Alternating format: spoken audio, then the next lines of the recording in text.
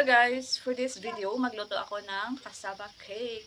Yeah, so today is magluluto ako ng cassava cake dahil tag-ulan. Wala lang pag tag-ulan, mayroon kasing bagyo and naisip ko magluto ng cassava cake dahil para hindi boring. So yung cassava cake na lulutuin ko is meron siyang purpose. Dahil malapit na ang birthday ng aking anak and start now, mag-practice po ako na magluto ng cassava cake. If yung pagluluto ko is okay, like nagustuhan ko and masarap naman, so ako na magluto ng cassava cake para sa kanyang birthday. Or isa sa mga menu para sa kanyang birthday, like mga dessert is yung cassava cake. And this time, meron akong napaka-basic and napaka-simple na ingredients. So, itry ko lang kung maging successful yung pagluluto ko dahil yung gagamitin ako is 1 egg for the trials lang. 1 egg, 1 milk. Ayaw ko gumamit ng mga canned milk like mga evap and condensed dahil own discovery po ito sa mga murang ingredients. Then, milk, 1 egg, and then sugar. Instead of white sugar, gagamitin ko ay brown dahil yung white is mahal. Yung white is mahal and gagamitin ko lang is yung brown. So, meron tayo ditong fresh cassava. Yes, fresh po ito yung gagamitin ko. And then, magkudkod lang. So, ikudkod ko lang ito. Ito na yung ating cassava na nakudkod ko na siya into pino-pino. And then, meron tayo ditong, so, ito naman is niyog. So, dito tayo magkuha ng katas. So, ito serve as milk. So, ito yung milk natin. So, malinamnam po ito dahil fresh. And this one also tubig. So, mangyari, ito natin i-apply ang ating estimation. Kailangan kunin natin yung kanyang katas. Okay? So, as you can see, mayroong mga katas-katas. So, ito pala yung kanyang katas. Nagkuha lang ako ng tela, oh. So, ayan, ito na ang ating coconut milk. So, sa tingin ko, napakadami niya dahil ito lang po ang ating flour. Cassava flour. So, pure cassava siya. Hindi siya, hindi siya yung tipong binili natin sa market na cassava flour. So, masarap ito dahil original po ito na cassava. And meron tayo ditong, yung birch tree lang binili ko na, na milk dahil mura. And nagtipid kasi ako. So, gusto ko makagawa ng cassava cake sa murang presyo and sa affordable na price. Kaya, let's start na.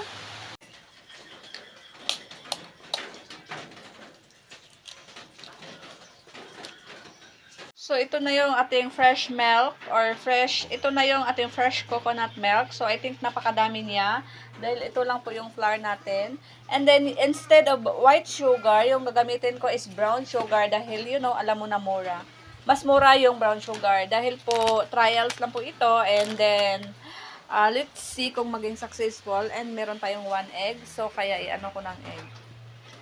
Oh, do like this. Upat na siya yun. So, instead na magamit pang pa-mix, so, pwede naman tinidor. Pwede naman. And, ma-add ako sa milk. So,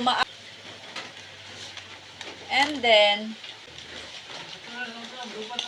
and mix together lang po tayo. So, yung gamit ko is tinidor lang para pag-mix. So, mix to ng milk and then egg. And then, coconut milk. Yung ating 1/4 sugar. So, sobrang damihan ko. So, yung iba is gumamit ng white sugar, kadalasan. So, isa lang naman ang point doon is para matamis.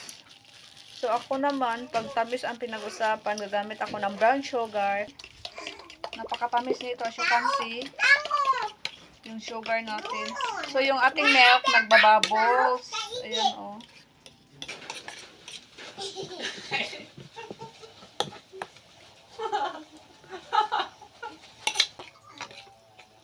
So, i-mix lang natin to. So, ito na yun.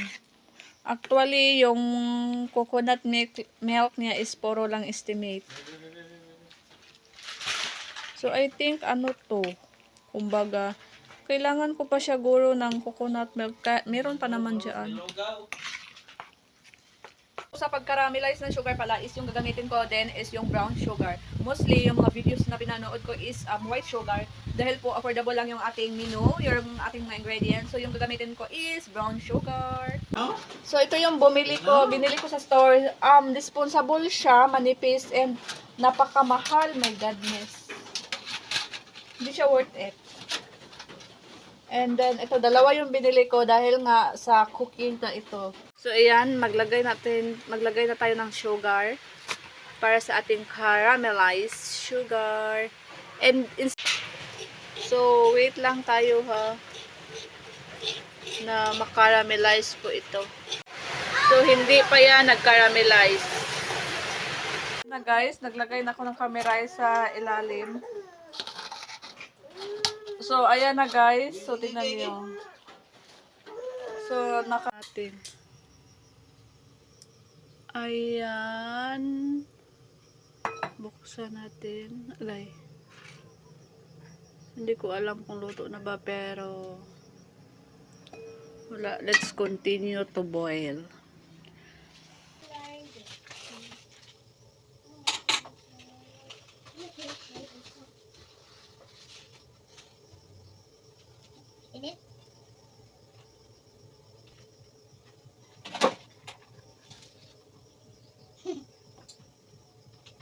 So, ayan guys. Ito na siya sa personal.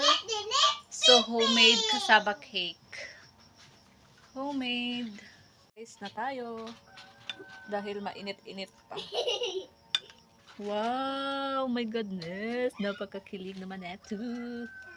So sweet. So, maliit na hiwa lang.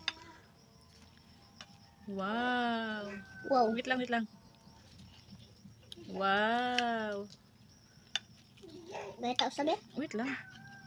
Wait lang, kakauno lagi kakain cassava cake. Ay! Kakauno na ka?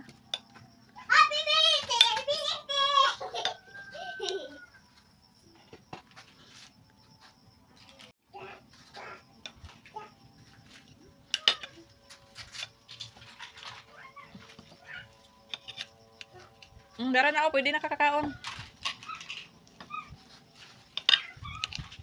Yan. Pwede na kakakaon.